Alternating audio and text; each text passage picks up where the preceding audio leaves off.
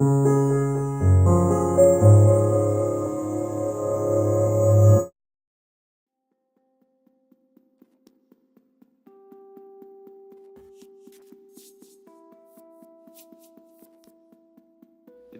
is maybe a good word for the way I represent other artists. That may be true of cartooning, that it tends to be a diagram of a person. It seems to depict by outlining and delineating in a simple way what a subject is.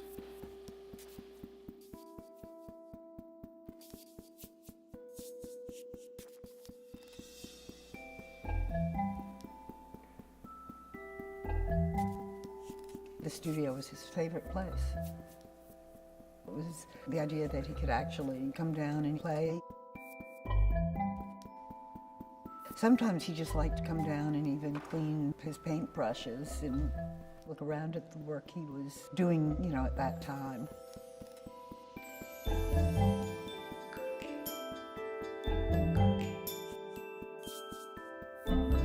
Roy kept a pretty regular schedule. I mean, he was usually in the studio by 10, had the same thing for breakfast every single morning, broke for lunch, came back and worked.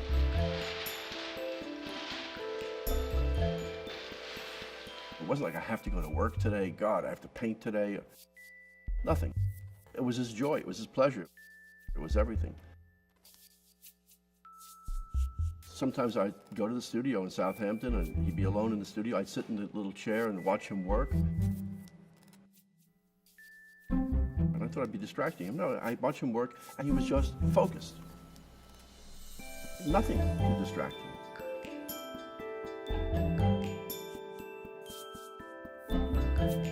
He had never really dreamed that he would be able to support himself through just painting.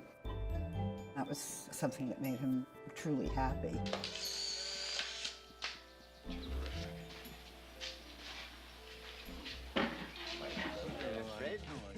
So the question of the hour is, how are you going to work in Rome?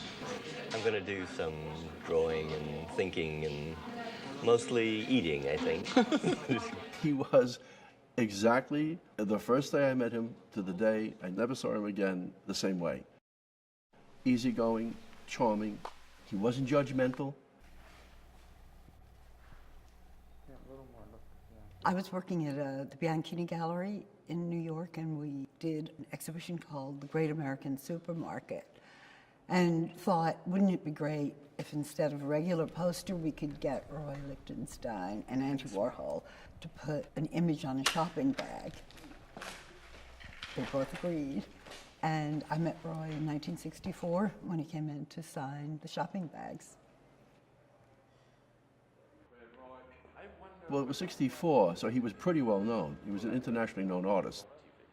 There was still great controversy. It was in the air. Is pop art serious? Is it this? Is it art? All that stuff was still up there. A lot of people were upset about it. The abstract expressionists must have felt pretty upset because they saw their whole anguished world vanish in this kind of ironic and witty and beautifully done work.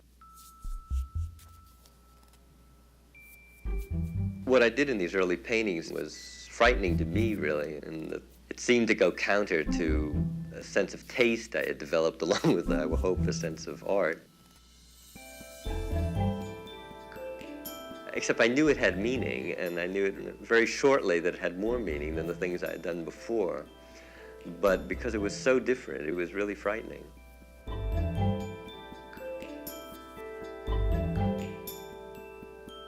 He was not a fan of comics. It was the nature of the cartoon. It just seemed as far away from an artistic image as you can get, and to try to transform that into a formal painting really appealed to him. He also found it impossible to go back to doing what he had been doing. I must say, he never quite managed to get the tormented look in those paintings. He wasn't the tortured artist. He used to joke and say he was going to take curmudgeon lessons.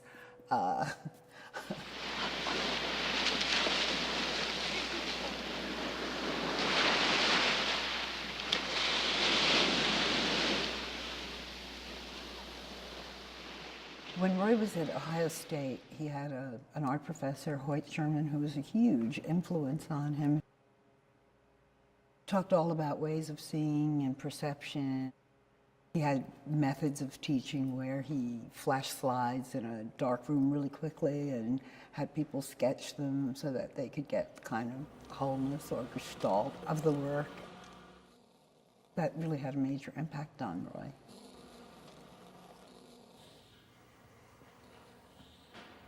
When I turn the work upside down, it's to obliterate the subject or to resense it. You can think of it more as pure mark than you can subject. You can see it clearly if you look at it through a mirror because it reverses everything, and anything you don't want is sort of doubly off because it's the other way around. It's almost the same as coming back 2 weeks later or something and looking at it, and you see what's off then.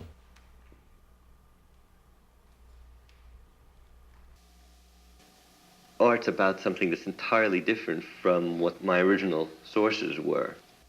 And I like the contradiction. I think people mistake the character of line for the character of art. But it's really the position of the line that's important, or the position of anything, any contrast, not the character of it.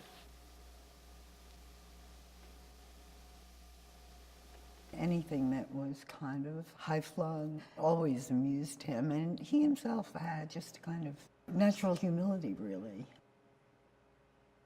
I paint the pictures and he sells them. How's that? What could be better? It's pretty simple. Leo. Well, I'll try to be a little bit more complicated, but not too much. Yeah. And I would say that there are several kinds of ships that can exist between a dealer and a painter. The best one is the one that's one of friendship, and that's what my relationship is to Lichtenstein. Well, that's true.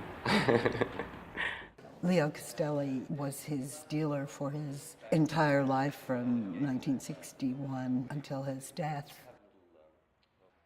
And they trusted each other completely. They never had a contract.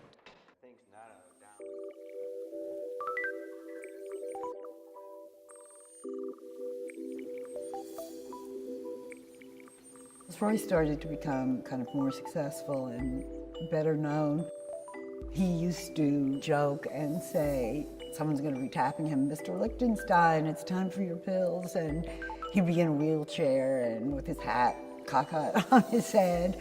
And he would still be living in Oswego, New York, snowed in. And this would all have been a dream.